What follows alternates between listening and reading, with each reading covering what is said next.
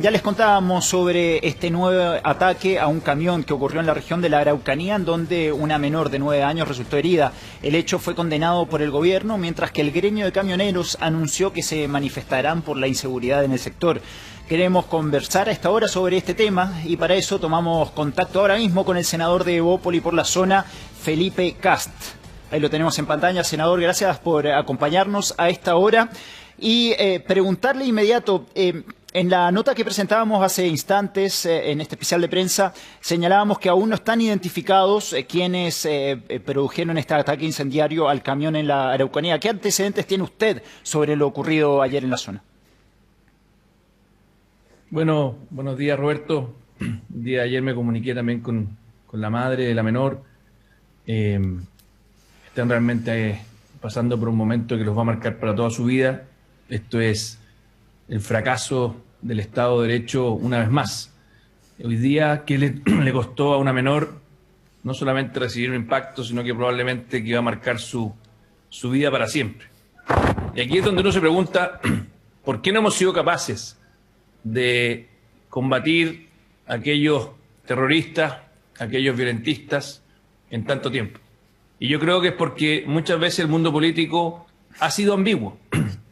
No ha dicho con mucha fuerza: aquí hay un grupo que lucra de la violencia. Hemos caído en justificaciones absurdas de personas que han terminado con la vida de otros. Y finalmente, gobierno tras gobierno, terminamos teniendo una región que no solamente es la Araucanía que represento, sino que también Arauco, también parte de los ríos, también parte de los lagos, donde definitivamente no hay Estado de Derecho. Y ojo, y me alegra mucho que ayer también las organizaciones mapuches salieron condenando este cobarde ataque. Por lo tanto, todos aquellos que buscan vincular esta violencia con el pueblo mapuche es una falta de respeto.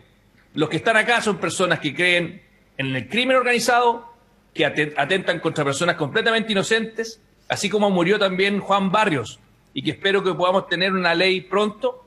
Me extraña que el Frente Amplio no se atreva ni siquiera, o tiene detenido en el Congreso, la ley de inteligencia, porque a los grupos terroristas se les enfrenta con inteligencia, en Estado de Derecho y con seriedad. Así que la invitación también al Congreso es que termine con la indolencia, siguiendo mirando para un lado, y que nos ayude a aprobar justamente las leyes que necesitamos para que tengamos Estado de Derecho en el sur del país. Senador, antes de hablar de ese tema y yendo al hecho puntual de lo ocurrido ayer, usted menciona que habló con la familia de esta niña herida, esta niña de 9 años. ¿Qué antecedentes tiene usted puntualmente de lo ocurrido ayer? Yo la verdad que los antecedentes son los que se conocen públicamente. No voy a revelar por televisión los antecedentes de un hecho tan doloroso. Voy a dejar que esa información la den directamente los órganos oficiales. Solo decirle que la angustia de la familia es total, y sí sabemos que ayer se realizó una operación, justamente esta niña que está hoy día en Temuco. Entiendo que la subsecretaria de la Niñez va camino justamente a verla en estos instantes. Sectores de oposición la semana pasada plantearon que la visita del ministro Víctor Pérez a la zona encendió los ánimos. ¿Qué pasó después de esa visita? ¿En qué se avanzó? ¿En qué se retrocedió? ¿Sirvió de algo la visita del ministro del Interior a la zona?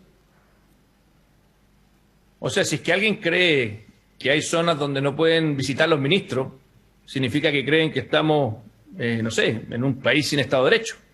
Al contrario, el ministro Pérez tiene la obligación, no solamente el derecho, tiene la obligación de estar junto a las víctimas, tienen la obligación de dar la cara. Y por lo tanto, si es que alguien de la oposición simplemente cree que lo mejor es mirar para el lado, hacerse el tonto, o no ir a la región. Yo recuerdo mucho tiempo que en gobierno anterior los presidentes ni siquiera iban a la región, evitaban el problema. Claro, yo me imagino qué pasaría si tuviésemos a los municipios de Santiago tomados, si tuviésemos a camiones quemados y si tuviésemos a niñas justamente heridas como esta el día de ayer. Probablemente, como muchas veces Santiago es Chile, estarían todos muy preocupados. Pero como pasa en la Araucanía, para muchos es otro atentado más. Y eso no puede ser. Sí, senador, efectivamente el ministro del Interior tiene todo el derecho de ir a la zona, pero ¿en qué se avanzó después de su visita? La obligación. Bueno, sé aquí lo que se tiene que avanzar, perdóneme que le diga, es con la agenda legislativa que está parada completamente en el Congreso. Piense usted, la ley del robo de madera la votaron en contra. El robo de madera sabemos que es una fuente de financiamiento más grande que tiene el crimen organizado, dicho incluso por el gobierno de la expresidenta Bachelet. La votaron en contra. ley de inteligencia parada en la Cámara de Diputados, porque el presidente de la comisión, que es del Frente Amplio, no la quiere poner en votación. Ninguno de nosotros quiere que la Araucanía esté llena de militares, pero entonces hagamos que el sistema legal funcione y no que tengamos impunidad. Cuando nos preguntamos por qué esto ocurre, y ocurre porque de 100 casos, con suerte encuentran a uno.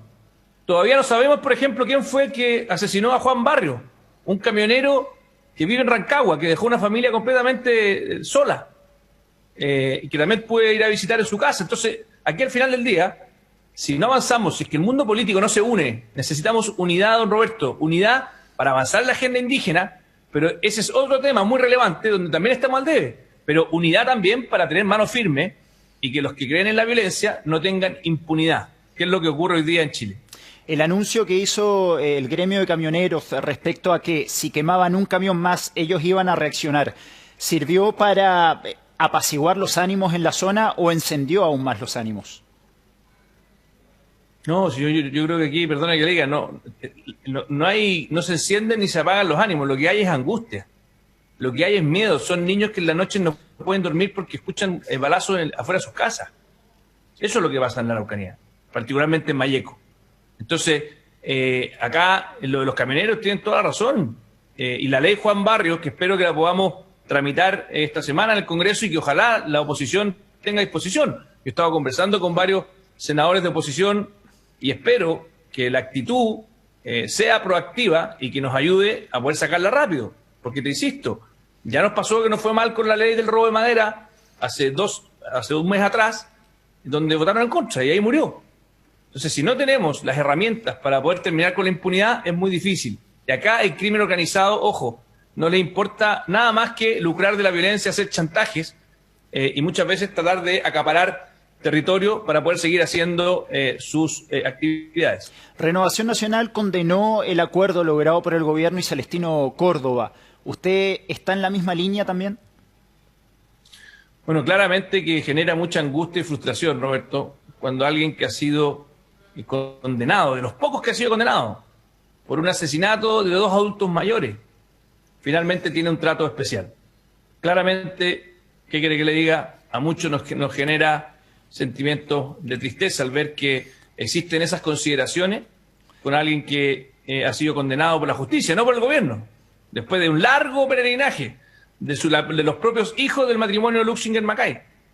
Así como tenemos que ser implacables con aquellos que vulneren la ley de lado y lado, incluso lo mismo que pasó con el caso Catrillanca.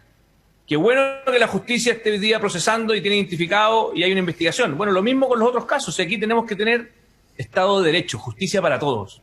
Y eso es justamente lo que genera a veces angustia de la ciudadanía al ver que existe un trato especial a quienes han sido condenados por crímenes muy, muy duros y dolorosos. Senador, quisiera sacarlo un poco de este tema. Hoy, en una entrevista publicada por el diario La Tercera, Sebastián Piñera, el presidente señala que no es necesario que gane el apruebo en este plebiscito para cambiar la Constitución. Él habla de una Constitución nueva para unir a los chilenos. ¿Usted cree posible poder cambiar la Constitución si es que pierde el apruebo?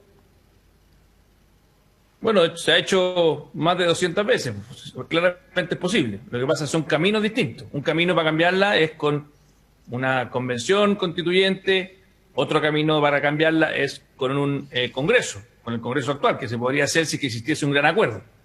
Ambos caminos son completamente posibles y lo que se vota el 25 de octubre es cuál es el mecanismo justamente para enfrentar este desafío. ¿Y qué mecanismo le llama más la atención a usted? ¿Cuál le gustaría llevar a cabo? Bueno, yo creo que claramente hoy día Chile está en un momento donde lo más difícil que tenemos por enfrente es el tema de la pandemia, pero si es que se pudiera hacer el plebiscito, que eso lo van a definir las autoridades sanitarias, yo he manifestado mi opción de que efectivamente tengamos una discusión dedicada a través de una convención y que ha sido la posición que he mantenido desde Bópoli. Ahora, lo que no me parece muy bien a mí es aquellos que rajan vestiduras atacando de antidemocrático a uno y a otro. El plebiscito es justamente para eso, es para poder darle la opción a la ciudadanía a poder manifestarse y en vez de polarizar el país, yo esperaría que este fuese un espacio de unidad nacional, donde cada uno plantee qué tipo de constitución quiero para Chile. Y ahí es donde creo que están muchos al debe, Evópolis ha sido muy claro en el tipo de constitución que quiere, hemos escrito documentos, fuimos a los cabildos de la expresidenta Bachelet a plantear la constitución liberal y democrática, y me encantaría que la izquierda pudiera mostrar cuál es la constitución que quieren. Hasta el momento no hemos visto nada de contenido. Entonces yo creo que tenemos que pasar del eslogan al contenido, y ojalá con mucha rapidez para que la ciudadanía también pueda ver que en esto hay una oportunidad y no simplemente va a ser un proceso para dividir a Chile. Muchísimas gracias, senador, por acompañarnos esta mañana. Muchas gracias, Roberto. Que tenga buen día. Buen día.